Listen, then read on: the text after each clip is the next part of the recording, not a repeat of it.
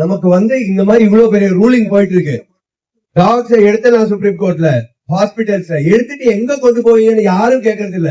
இந்த எழுதுற பிரஸ் கூட ஒரு line, okay is there a shelter, ஒரு ஸ்டோரி ஒன்று கிரியேட் பண்ணி ஷெல்டர் இருக்கா சென்னையில, ஏன் கேபிட்டல்ல டெல்லியில எவ்வளவு ஷெல்டர்ஸ் இருக்கா, how can you house, what does it require to house 1000 dogs in a place? நமக்கு தெரியும் வழி. 4 நாயை ரெஸ்கியூ பண்ணி வீட்டுல வச்சா நம்ம படுற கஷ்டம்.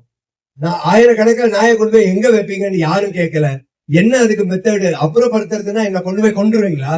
அப்போ where is the backing, where is the story behind that?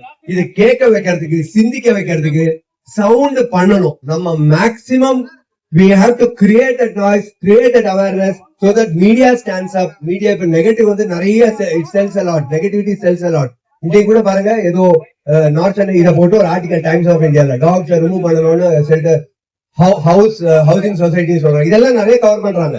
But பாசிட்டிவான விஷயம், நம்ம கேட்கிற கேள்வி எல்லாம் ஏன் பிரஸ் கவர் பண்ணல? ஏன்னா it is not selling now. The more we get to the roads, the bigger our crowd, the media will start asking questions.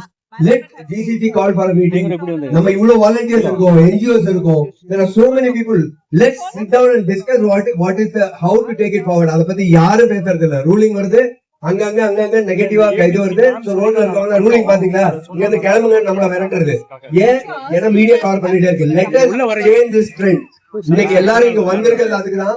இந்த ட்ரெண்ட் ஒழியணும். Media cannot irresponsibly cover only the negativities. They should start covering the positivity. அந்த மாற்றத்தை கொண்டு வர நம்மளாலதான் முடியும். Let's unite for that.